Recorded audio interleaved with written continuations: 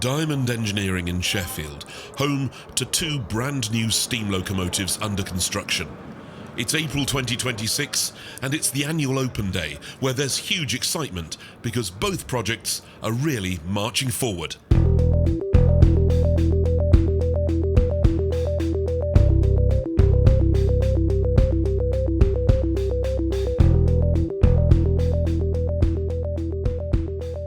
It's always wonderful now to have this open day. It's a regular item in the calendar and it enables everybody in the locality and further to actually see what's happening to both the locomotives here. The locomotive on the left is a British Railways Standard Class 6, otherwise known as the Clan class. Only 10 were built. On the right, a B-17, better known as the Sandringham class. While dozens of these were built, like the Clan, none of them made it to preservation. With skill, hard work and a lot of fundraising, this is an effort in resurrecting the dead. Let's start with the progress on Hengist, the Clan class loco.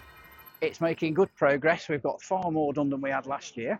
We've got the cab on the back of the frames, which certainly wasn't there last year. That's been completely overhauled, refurbished, re-squared, everything. It's even got some cab fittings in there at the moment. We're actually working on getting the wheels on. When I checked this morning, I was looking to see where the ship with the axles are, and it's just off La Palma in Gran Canaria this morning. So should be here in a few days, and we can start to think about putting the wheel sets together. Meanwhile, consideration is turning to the boiler, the beating heart of any steam locomotive. This one will be built in Sheffield. Plan is that it will be built in this factory. Challenge is we need to have it all steel. Getting copper in fireboxes these days is virtually impossible. Also, it needs to be welded rather than riveted to meet current safety standards.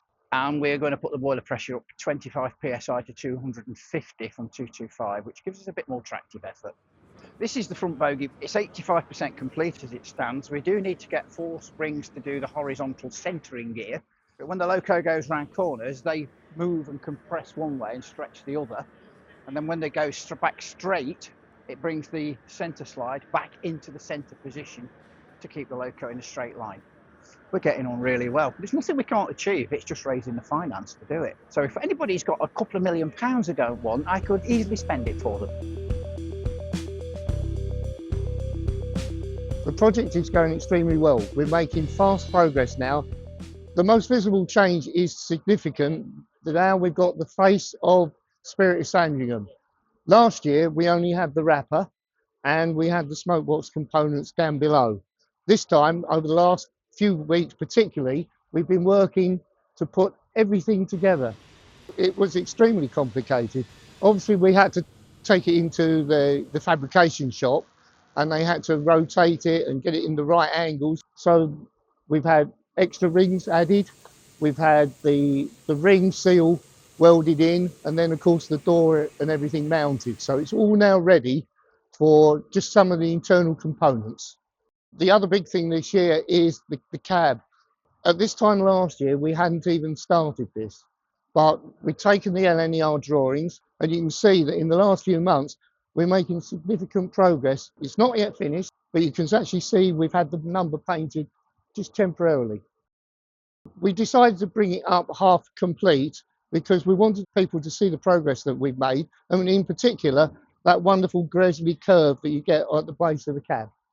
Here we've got a cannon box. There's one on the other side. There are 2 on this locomotive for the intermediate and the rear driving wheel sets. The cannon boxes have the axles that go through them. The cannon boxes hold the roller bearings in place. And here we have 2 plain axles. These are the axles that go in the 2 cannon boxes that we were just discussing. These have only just been shipped. They only arrived on Tuesday from the manufacturers, the forgers in Hales Owings. Another thing we've never had on display before are the 2 sweep webs that I'm pointing to now. These go on the crank axle.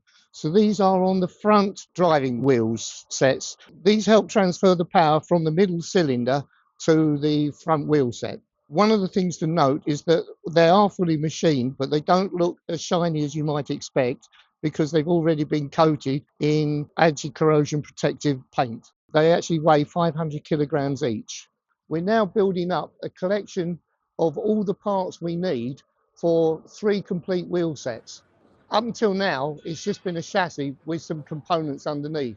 Our plan, and you know how plans can always go awry, but our plan is to actually have the cab on the back and it up on its 6 driving wheels for next open day.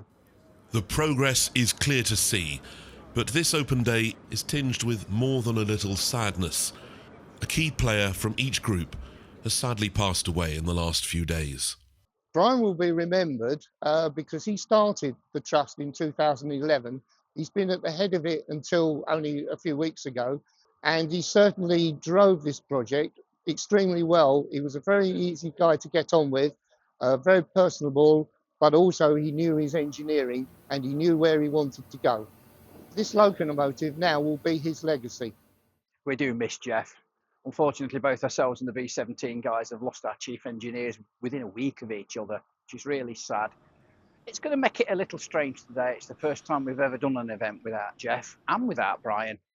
But we'll have to cope. We've got no choice. We'll get them finished. We'll both get our locomotives finished as a tribute to the respective chief engineers.